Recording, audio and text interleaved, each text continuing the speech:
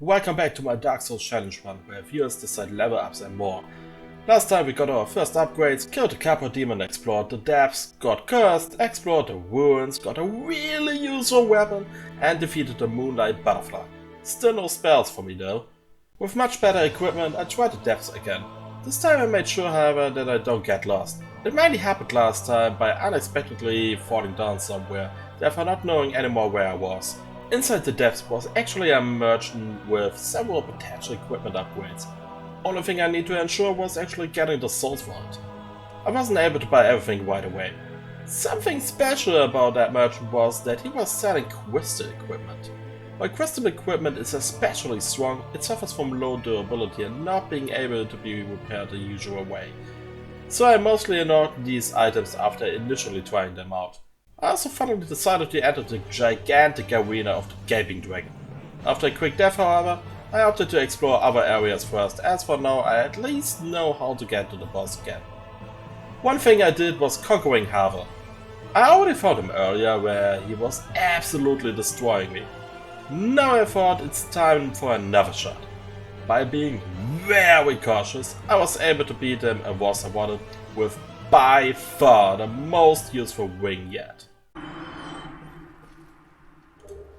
Oh, it's ring. What is that doing?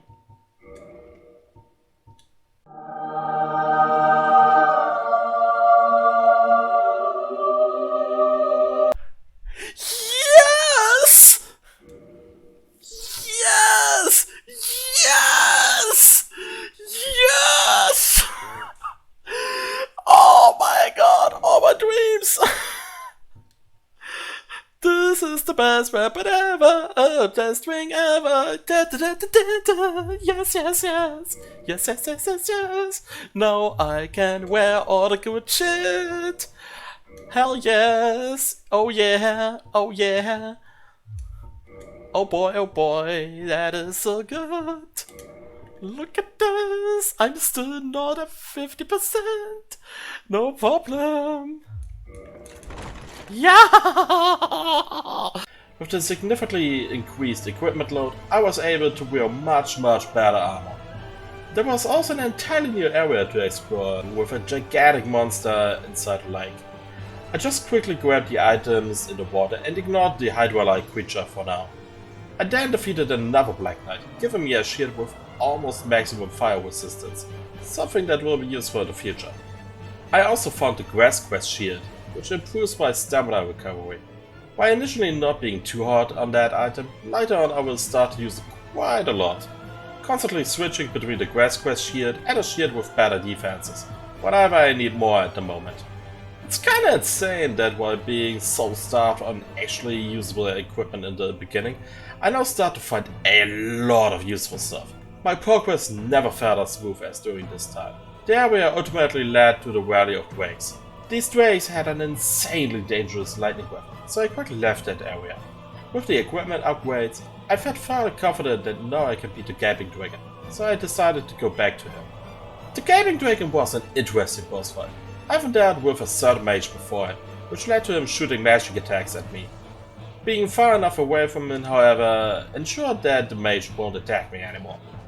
The dragon itself had fairly predictable attacks, however, when they were able to hit me, I took an insane amount of damage. By far the most dangerous one was him simply starting walking. That happened without any warning, and the damage when he trampled over me was crazy high. Here the most important weakness of the Jack Ghostblade was apparent. The range is short. I had to be really close to the dragon. When he then started walking while I was attacking him, I always got hit.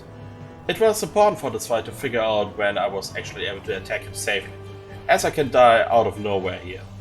By figuring out how to beat the Gaping Dragon, I was also granting another upgrade.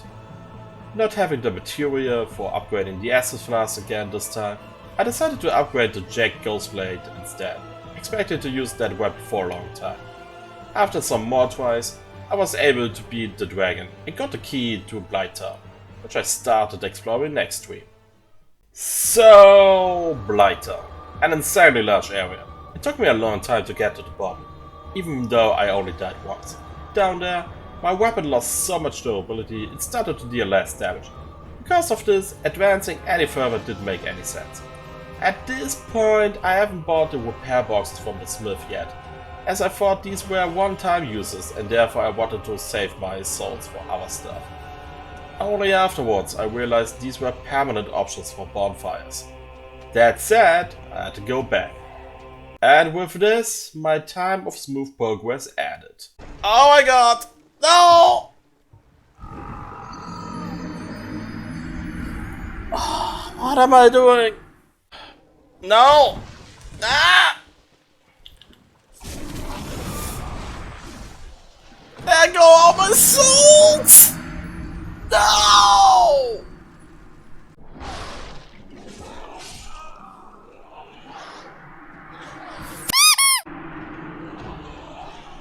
Ah!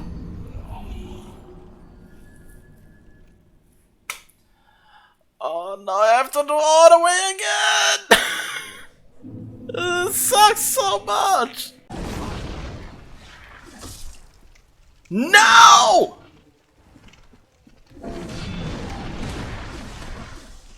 Yeah, I'm stuck. Oh my god, that place is so terrible! No, no, no, no, no, no, no, no, no, no, no, no, no, no, no, no, no! I hate that stupid jumping attack! Ah! I would never escape from this dungeon! Shit. Oh my god! Oh, this is such a problem! Yep, the sounds of success. The problem was that I already activated the bonfire down there, so all enemies respawn and it was impossible for me to teleport away with a homeward bow. But because my best weapon was worse now due to being damaged and all other weapons were far inferior, getting back was way harder now. I seriously thought for a moment I nearly soft-locked myself due to this. After some time, I finally got out of Blighttown and the devs back to the smith.